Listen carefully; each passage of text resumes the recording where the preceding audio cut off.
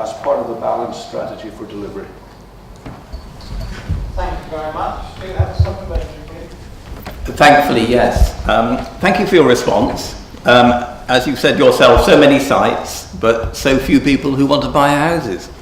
I was going to ask a question about why 3 specific sites had been identified, but due to the local press, that answer has effectively already been given. So I'm grateful for that. It is unbelievable. Ask the question. Please. Right, Keith. Your supplementary must be related to the answer you've had, okay? I thought I did very well so far. I talked about the number of sites and the difficulty. Please make sure your supplementary question reflects the answer you've had.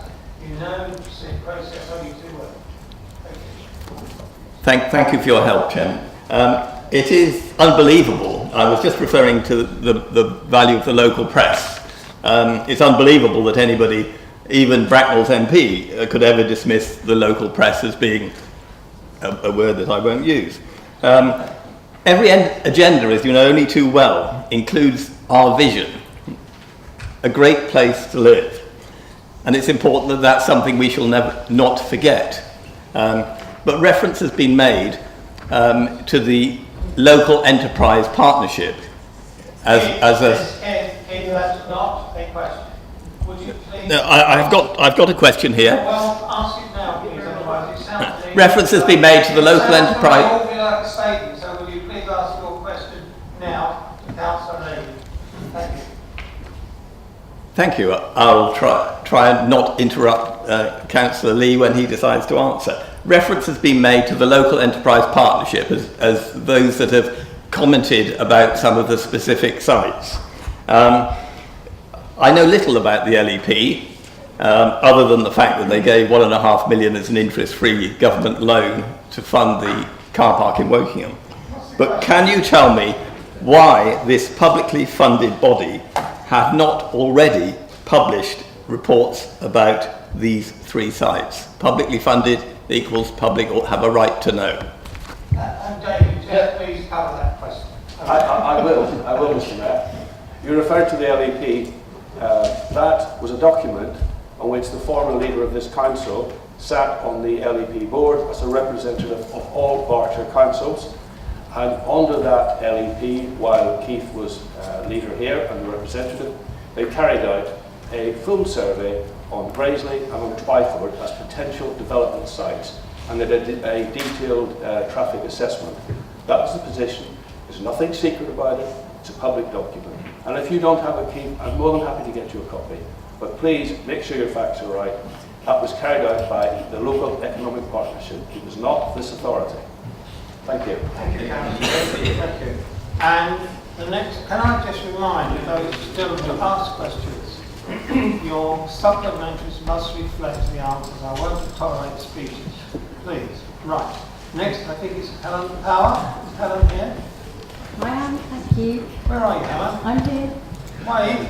Oh, I'm wait. here. Hiding down Would here. you like to ask your question? I will, and I'll be quick for you. Thank you.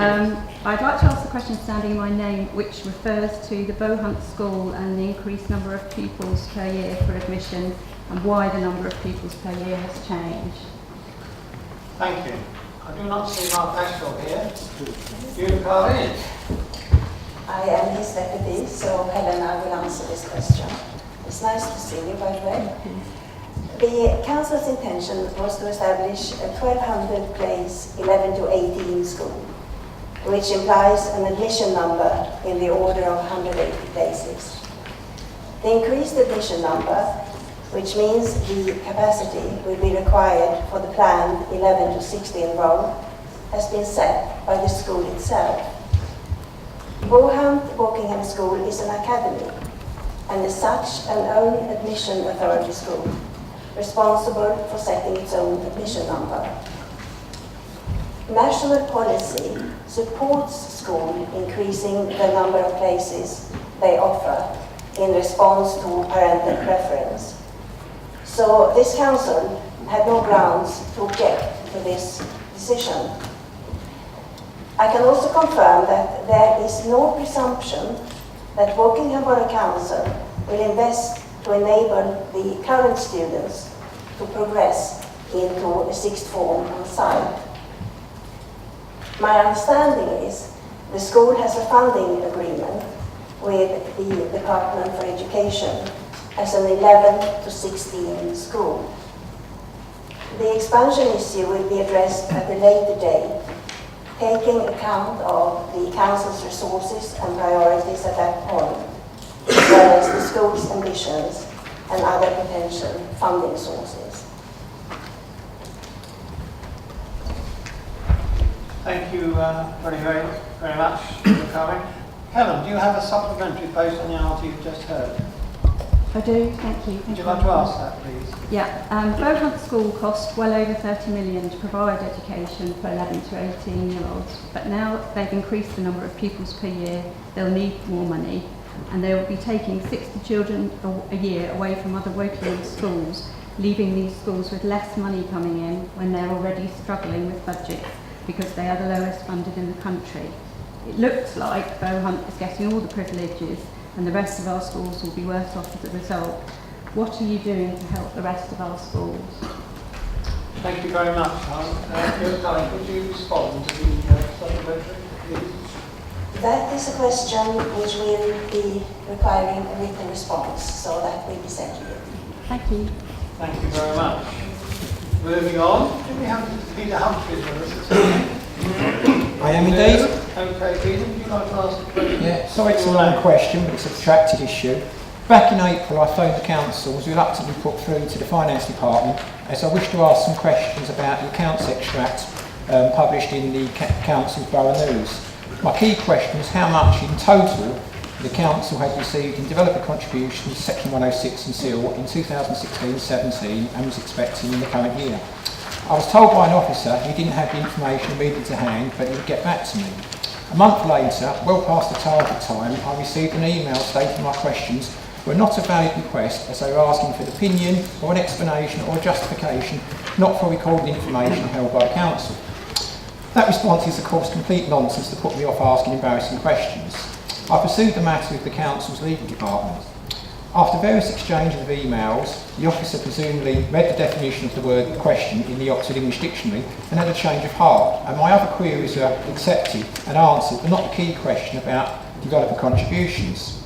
Contrary to stated official policy, the officer has not subsequently replied to my follow-up emails. I thus wish to know who within the council, officer or councillor, or plural, issued the edict to block this information from public view.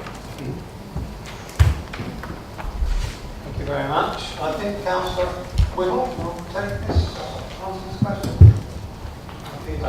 First of all, thank you for your question, and I am sorry that you did not receive the answer to the question that you asked in a timely fashion.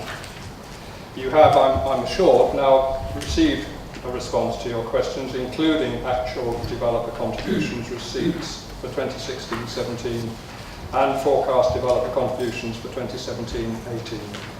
But to answer your specific question anyway, for Section 106 in 2016-17, the Council raised £21 million, of which £6 million was outstanding as at the year end. Therefore, cash received in was £15 million. For SIL in 2016-17, the Council received £4.7 million. And as far as expected contributions are concerned for 2017-18, for Section 106, according to the latest forecast, the Council expects to raise £32 million, and for SIL, the Council expects to raise £6.2 million. I should emphasise that forecasts are totally dependent on developers bringing forward housing development, and if development does not commence, related contributions are not received as planned. Forecasts are updated quarterly. They are therefore subject to change if developers do not come forward and or if there are changes to the scope of development projects. And finally, the SIL Section 106 team are happy to provide non-commercially sensitive information on request, and I understand that you now have a contact in the Council specialist team dealing with this issue. Furthermore, annual reports containing this information are available on the Council's website. Very much. Do you have a supplementary? I do. Thank you for the answers there. I did actually obtain them from a different person at the council, and I did actually get different figures, including for last year, which should be definitive and audited by now. I can accept that forecasts do vary. But I would like to know, this is not the first time this has happened when I've asked questions about public information. Who in the council is blocking this information, and what steps have been taken to train officers, now they're aware of this situation, that they won't block information in the future and that they're aware of the Freedom of Information Act? Excuse me, but is that related to the answer? I don't think Well, it is, because it's the second time this has happened that I had to involve the Information Commissioner's office as to why I can't get an answer to a sensible question which should be public information. Okay, continue. So my question is, now that we're all aware of this situation, are staff going to be trained so they will answer legitimate questions in the future? Thank you. Councillor Wood. I can't provide you with the total ratio. What I can tell you is that you've been given a very specific named person to answer the questions on Section 106 and so monies and areas around that within finance. We should be able to answer questions. Sometimes it's difficult to know actually who to put the question through to. Thank you very much. Now I understand we have Richard Gregory here this evening on behalf of Diane Hayes, is that right? And would you like to ask the question in her name? That's correct. So the question relates to the very high cost of buildings insurance for tenants of shared ownership properties with Lakenham Borough Council. So I'd like to ask the question that's in my standing in my government. Thank you very much. Thank you. I think that's good. Thank you. The council has taken and continues to take steps to try to provide the best cover at the best price available.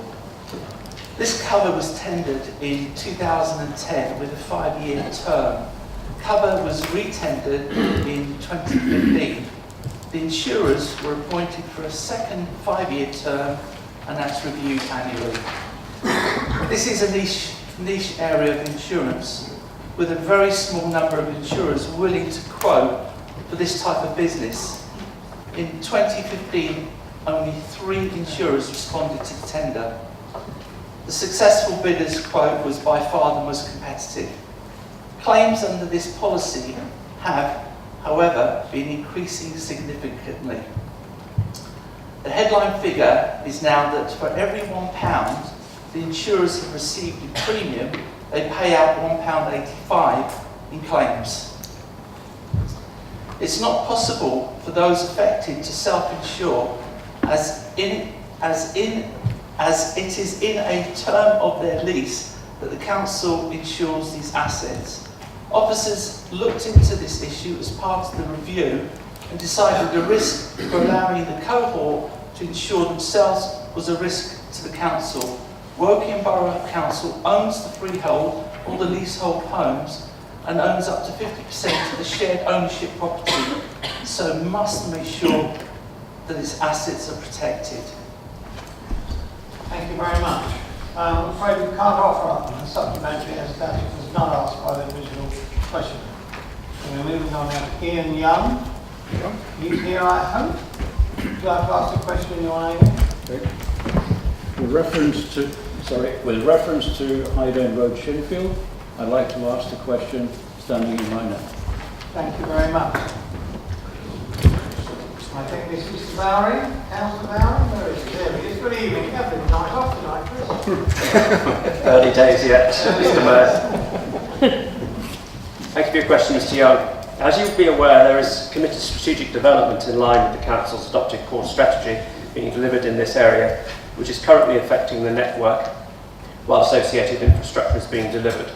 Some of these works include the need for construction traffic to use Hyde End Road, which is added to other pressures resulting from other roadworks and closures which have been or are currently taking place on Basingstoke Road and Church Lane, and the continued works associated with the Eastern Relief Road. Furthermore, the Leopard bus service is now routed along Hyde End Road as an interim arrangement to serve the first phase of the Spencers Wood development. The current redistribution of traffic, and particularly levels of construction traffic, will reduce once the major developments and their associated transport interventions are completed, which will result in the construction traffic being removed, and allow the bus service to be rerouted through the newly constructed housing developments. You mention a, quote, standard 7.3 metre road width, unquote, in your question, which is incorrect. Firstly, there is no requirement to build all new roads, main roads, to this width, and there is certainly no requirement to widen the historic road network universally to 7.3 metres, including bus routes. Excessively wide roads encourage higher vehicle speeds and attract greater overall volumes of traffic to use the route, which is not what the council, nor I suspect what the local residents would want for Hyde End Road. That said, the council recognises the current situation and narrow road width, particularly on bends, and that is raising some concerns on a particular stretch of Hyde End Road. And we are looking into various measures to improve the current unsatisfactory situation. The measures at this time include, over the next 2 weekends, via Sunday road closures, the council will be installing advanced warning signs and cutting back vegetation to provide some initial improvement. The council are also engaging with local developers to minimise the routing of construction vehicles on Hyde End Road. In the medium term, the council are looking at options to provide a new footpath on the north side of Hyde End Road between Croft Road and Millworth Lane on land currently owned by the University of Reading, which is behind the existing hedgerow, so segregated from live traffic. Longer term solutions are being investigated by officers. Widening the road would need to consider the acquisition of land and the relocation of the statutory undertaker's equipment, like gas and electricity. A major scheme would need to balance any local benefits against the possibility that continuous road widening could increase vehicle speeds and significantly increase the volume of traffic using Hyde End Road, which both the council and local residents, we assume, and businesses would wish to avoid. Longer-term options proposed will be subject to consultation with local members, the parish councils, local businesses and residents. Right, in the interest, could the executive members keep the answers to 2 minutes? Thank you very much. Do we have a supplementary which will be answered in under 2 minutes? Yes, I do. Thank you.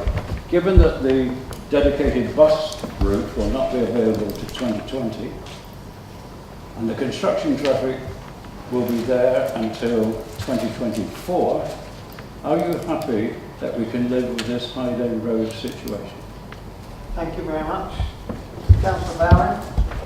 Well, we are doing what we can in the short term, as I explained. And then we have medium term and longer term ideas that we will look into, but I can't be sure exactly what's going to happen yet. Officers are working on it, and we will be keeping local residents informed.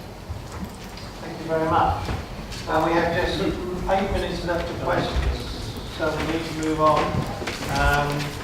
It's Mr. Guy Grandison next. Thank you. Thank you, Mr. Mayor. To quote you, I will be brief and could ask the question standing in my name. Oh, good luck. Yes, I believe you'll make that last time, huh? Catch you up. Thank you, Guy, for your question. The morning peak journeys were operated commercially by Reading buses, so did not form part of the recent renegotiation of the 19A and 19C bus services, which have now been combined into the number 12. The subsidised part of that being the subsidy coming from Woking Borough Council. These journeys benefited by, that's the subsidised one, the non-subsidised ones, the ones you're talking about. These journeys benefited by sharing vehicles with another commercial route to keep service costs down. Regrettably, Reading buses were unable to continue to share the vehicles as per the previous arrangement, and due to increased service costs were no longer able to provide the morning peak services along Silverdale Road. Reading buses are a partner of the council and have made an approach regarding the reduced service. Since the approach, the Council have been investigating various options to support and enhance this reduced service, and discussions continue and will shortly include a consultation with affected residents. Financial contributions to support bus services are substantial, and the Council needs to be assured that any financial support offered represents value for money to the borough's residents before a formal agreement can be entered into. Thank you very much. Do we have a supplement? Yes, thank you for that answer, Chris. And I'm very pleased to hear about continuing investigations. It's an area of issue that is key on the topic of everyone down Saltdale Road and made known at the moment. In fact, I'm working on a campaign to support a business case on this. So I count on the council's support on that. Guy, all evening we've been back and for people to answer supplementary questions. So would you please put your question to Councillor Bowen, who will answer you briefly. Which I did. You've done it? Yes. Christopher, are you in a position to answer that? I don't think there was a question mark at the end, but I'm very grateful, Guy, for any help you can give in that area. Thank you very much. And now it's Mr. Simon Cooper, who's here. Yes. Question, Simon. As a result of an accident that occurred on a property on the 21st of January that suddenly resulted in the loss of life of a passenger of the vehicle and the subsequent 2 serious accidents, the continued speeding issues that have been reported to both Thames Valley Police and Woking Borough Council, please can the member responsible for highways, Chris Bowring, advise on what actions will be taken and by the way, and to resolve the speeding issues that plague Graiseley residents before another serious accident occurs, and can Chris please advise what would be required to lower the speed limits in the village? Thank you, Mr. Cooper, for your question. From your previous discussion with the Highways team on the matter, you will be aware that the responsibility to enforce the existing 40-mile-an-hour speed limit lies with the police as the speed enforcement agency. Regarding the regrettable fatal accident that occurred in January this year, police records state that the primary factor was, quote, travelling too fast for the conditions, unquote. 40-mile-an-hour speed restriction is the limit, and drivers should travel at an appropriate speed for the traffic, road conditions and weather along the route they are travelling at any given time. Although the council and police consider the 40-mile-an-hour speed limit appropriate for this location, the council have recently installed mobile speed limit vehicle activated signs that should encourage motorists to restrict their speed to below 40 miles an hour. Additionally, the council have agreed to undertake speed surveys in this locality within the next few months. If there are problem areas identified from these surveys, then the council will engage with the police and agree appropriate measures to remedy the problem. Thank you very much. And lastly, do you have a supplementary? Yes, please. Yeah. So, just a point of clarity: there's no speed indicators in the locality. As Thames Valley Police have now identified the need for and established a problem-solving plan, can I confirm that the council will assist the police in their quest to resolve this issue by providing the necessary resources such as speed monitoring strips and Graiseley? Thank you. Can you take that? Yes, as I indicated, the council is aware of the problem and will certainly work with the police to find a resolution. Thank you very much. That being the end, we have a petition. It is the end of the public questions. Do we have a petition in the House? Yes. We do. Would you like to do the petition and you get 1 minute to do it? Mr. Mayor, Deputy Mayor, Acting Chief Inspector, Acting Chief Executive and members, this petition requests that the Council implement the highway markings outside